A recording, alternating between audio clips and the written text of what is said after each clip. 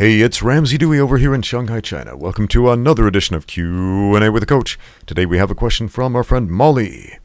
Molly says, I love how many of your videos have questions about fighting, but in answering them, you touch on so many other important topics too. Any advice on learning how to love or even just accept yourself? Okay, Molly, that is a powerful question. I'm going to try to give you a powerful answer here, but a simple one. Because power comes in simplicity and elegance, and that is, instead of worrying about loving yourself, forget yourself. Forget yourself and go to work. So many of us struggle with self-image issues. We do, man. We look in the mirror and we don't like what we see. I'm too ugly. I'm too fat. I don't like my ears. They look funny. My nose pokes out weird. I got hairs growing out of my nostrils and yuck. Ugh. And we tell ourselves all these self-deprecating things that make us feel bad. And the more we focus on that thing that we don't like, the more we're going to not like it and feel worse. So my advice, forget yourself. Some of the wisest words I ever heard as a young man struggling with depression was, forget yourself and go to work. Forget yourself and go to work.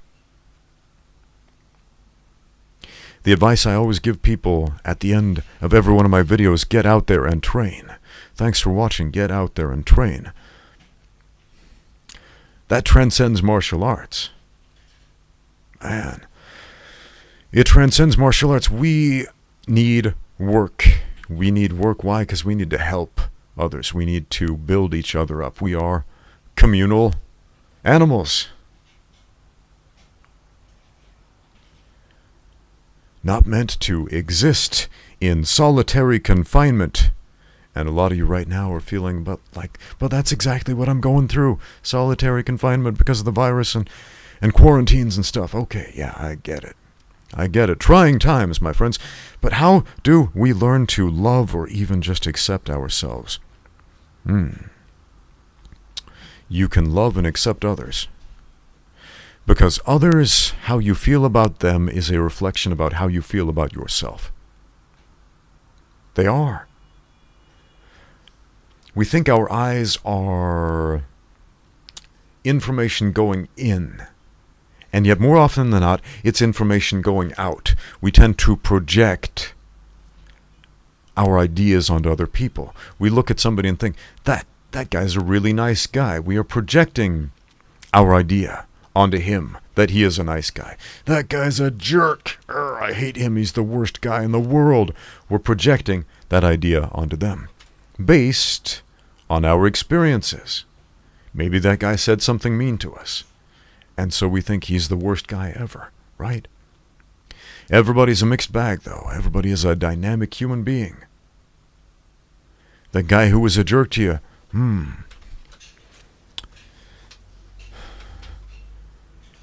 who knows? Maybe deep down that guy is a saint. Maybe that guy volunteers at soup kitchens and helps children with cancer and things like that. Who knows?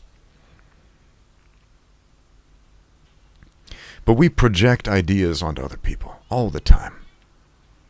I strongly suggest go watch my video, Happy Angry Jesus. It's all about the idea of projecting ideas onto other people. I'll give you a quick recap of it. There's this picture of Jesus by an artist named Del Parsons, and Jesus has a fairly neutral expression, looks something like this. And a lot of people look at that picture and they say, I feel like Jesus is angry at me right now. He looks upset. And other people are like, I feel like Jesus is happy. It looks like he's smiling to me. And they're looking at the same exact picture of this neutral expression. Bearded man right there. And they project these ideas based on how they feel about Jesus. If they feel they have a good relationship with Jesus, they feel like Jesus smiles at them. And if not, they feel like he's frowning.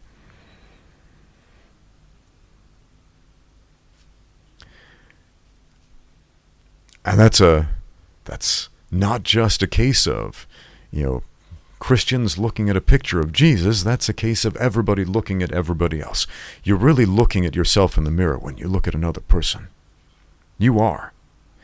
The way you interact with another person is a reflection about how you feel about yourself. The things you say about other people are things you are really saying to yourself. The way you treat other people is how you treat yourself on the inside.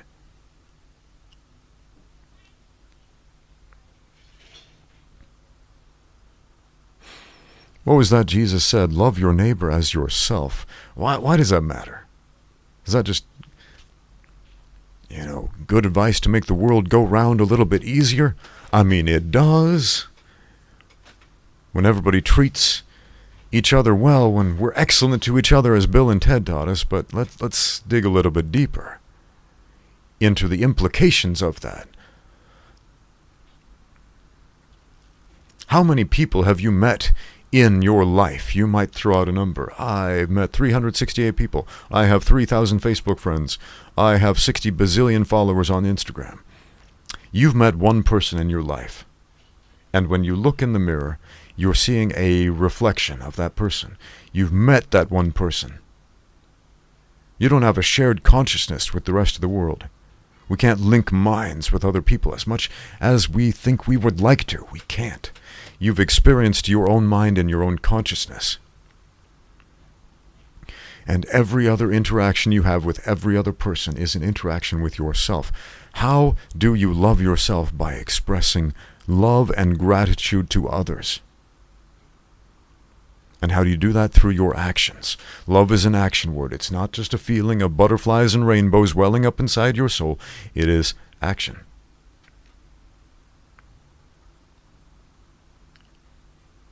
It's not just treat yourself. Ever heard that? Treat yourself.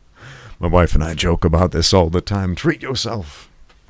Gonna go buy myself that new outfit I've been wanting. I'm gonna treat myself or whatever. Gonna go eat myself a chocolate sundae. Gonna treat myself, right?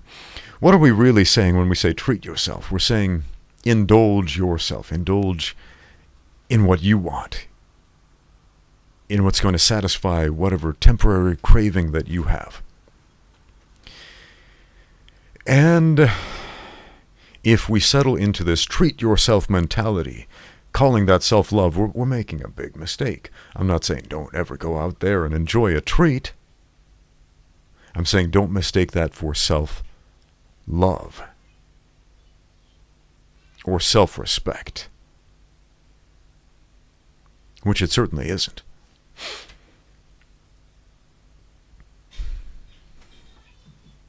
How did you word that question? I want to take a look at that. Any advice to accept yourself? Man, as a child, I remember struggling with that, looking in the mirror, thinking, man, I sure wish I wasn't a human. Why can't I be a lizard or a dog or a monkey or just something? Why did I have to be a person? People look weird. These are the thoughts I thought as a child, man. And over time, I have come to terms with who and what I am. A person. And I'm okay with that. How did that come to be? It didn't happen overnight. It didn't happen watching a 10-minute video on YouTube. It's a process. Coming to terms with being a person had a great deal to do with coming to terms with the people around me.